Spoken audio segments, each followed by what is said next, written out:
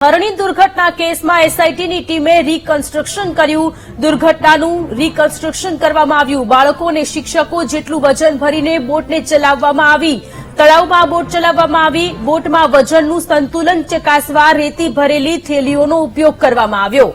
SIT અને એફએસએલના અધિકારીઓએ નિરીક્ષણ કર્યું. તો વડોદરા હરણી દુર્ઘટનામાં 12 બાળકો અને 2 શિક્ષિકાએ જીવ ગુમાવ્યો અને ત્યારબાદ હવે એસઆઈટીની ટીમ દ્વારા રીકન્સ્ટ્રક્શન કરવામાં આવ્યું છે. તળાવમાં જેટલા વજનના બાળકો અને શિક્ષિકાઓ બેઠા હતા તેટલું વજન બોટમાં મૂકવામાં આવ્યું અને ત્યારબાદ ચેક કરવામાં આવ્યું છે કે બોટ સંતુલન રીતે ચાલી શકે છે કે નથી ચાલી શકતી. સંતુલન ચકાસવા માટે રેતી ભરેલી થેલીઓનો ઉપયોગ કરવામાં આવ્યો છે. એફએસએલની ટીમને પણ આ આખી તપાસમાં સાથે રાખવામાં આવી. 12 નાના એવા ભૂલકાઓ કે જેઓ હવે આપણી વચ્ચે નથી રહ્યા, જીવ ગુમાવ્યો. વડોદરા હરણી લેક દુર્ઘટના થઈ જેમાં હવે તપાસનો ધમધમાટ શરૂ થયો છે અને રીકન્સ્ટ્રક્શન કરવામાં આવ્યું. 14 લોકોનો ભોગ લેનારી બોટમાં રેતી ભરેલા થેલાઓ મૂકવામાં આવ્યા. વજન જોવામાં આવ્યું. જે એ સમયે દુર્ઘટના થઈ ત્યારે જેટલું વજન હતું એટલું વજન બોટમાં મૂકવામાં આવ્યું અને ત્યારબાદ સંતુલન ચેક કરવામાં આવ્યું. માનુ ચાવડા વધુ વિગતો સાથે જોડાયેલા છે. જી માનુ. હરણી બોટ દુર્ઘટના જે થઈ એના મામલે એસઆઈટીની ટીમ દ્વારા આજે ઘટનાનું રીકન્સ્ટ્રક્શન કરવામાં આવ્યું. જે બોટ ઊંધી પડી ગઈ હતી એ જ બોટને આજે તળાવમાં ફેરવવામાં આવી, ફરી શરૂ કરવામાં આવી.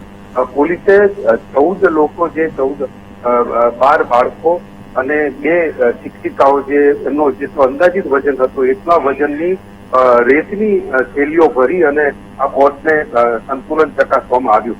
રેતની થેલીઓ ભરેલી બોટને તળાવમાં ફેરવવામાં આવી. સાથે જ એસઆઈટીની ટીમે પોલીસના અધિકારીઓ ઉપરાંત એસએસએલના અધિકારીઓને પણ સાથે રાખવામાં આવેલા અને આ બોટ કેવી રીતે ઊંધી વળી એનું સમગ્ર નિરીક્ષણ કરવામાં આવ્યું. એટલે એસઆઈટીની ટીમ એક બાબતના પુરાવા એકત્રિત કરી રહી છે અને આ બોટનું રીકન્સ્ટ્રક્શન કરવામાં આવ્યું. જ્યાં બોટ ઊંધી પડી ગઈ હતી એ જ જગ્યાએ લઈ જઈ અને આ બોટનું આખું નિરીક્ષણ કરવામાં આવ્યું છે. એસએસએલના અધિકારીએ એક મુવમેન્ટની નોંધ કરી છે અને એને આગળ કોર્ટમાં પણ રજૂ કરવામાં આવશે. જી આભાર તમામ વિગતો માટે.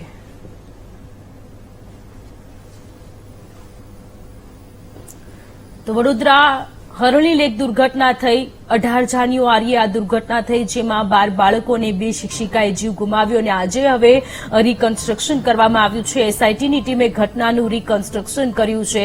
કેટલાય આરોપીઓની ધરપકડ કરવામાં આવી છે આ કેસમાં અને તંત્રની કામગીરી સામે પણ સવાલો ઉદ્ભવી રહ્યા છે કે આટલો બધો સમય વીતી ગયો છે, હવે શા માટે, આટલા બધા સમય પછી શા માટે રીકન્સ્ટ્રક્શન કરવામાં આવી રહ્યું છે. આ પ્રોસેસ તો પહેલા થઈ જવી જોઈતી હતી પરંતુ રહી રહીને તંત્ર જાગ્યું અને રહી રહીને એસઆઈટીની ટીમ દ્વારા રીકન્સ્ટ્રક્શન કરાયું.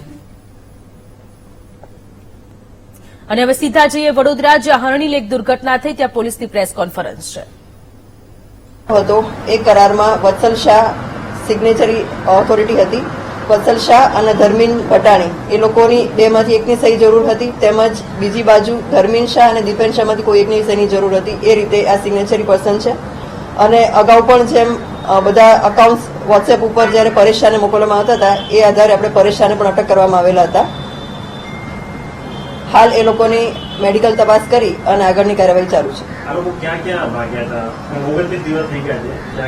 છેલ્લા 4 દિવસથી એ લોકો ભરૂચ ખાતે હતા અને એની પહેલા એ લોકો રાજસ્થાનમાં અલગ અલગ જગ્યાઓ પર હતા. વડોદરા દેણા ચોકડી ખાતે એ લોકોને પકડવામાં આવેલા છે. હા, એન્ટર થતા વડોદરામાં ડોક્ટરને બતાવવા હતા અને એ સમયે દેણા ચોકડી ખાતેથી એમને પકડવામાં આવેલા છે.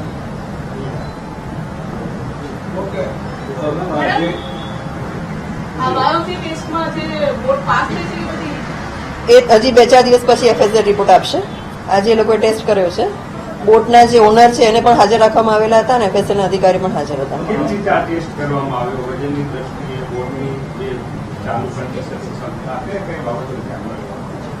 એટલે એમાં બોટ ફરી એને જયારે ચલાવીએ અને જે જગ્યા પર એનું જે દુર્ઘટના બની હતી, જે જગ્યાએ ડૂબી ગઈ હતી એ જગ્યા પર ફરી એને લઈ જવામાં આવેલી હતી. એટલું જ વજન એ રીતે જ બધું કરી અને એનો ટેસ્ટ કરવામાં આવેલો હતો.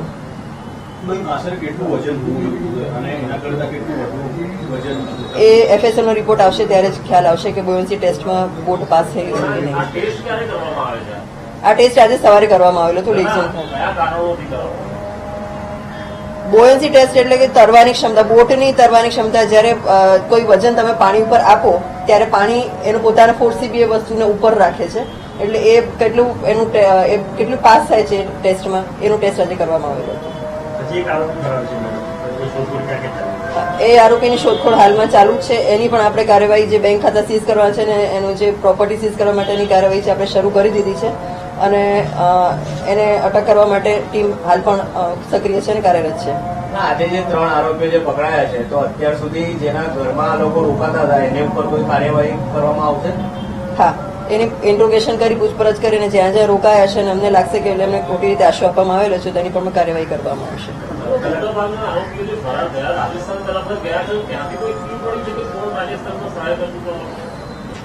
એની તપાસ હજી ચાલુ છે. આજે આ 3 આરોપીની પૂછપરછ થશે ત્યારે ખ્યાલ આવશે. કલેક્ટર રાજ્ય સરકારને રિપોર્ટ આપી દીધો છે, એમાં કઈ સરકાર તરફથી આવી છે કે સંચાલકો કે પ્રોફેશનલ અધિકારીઓ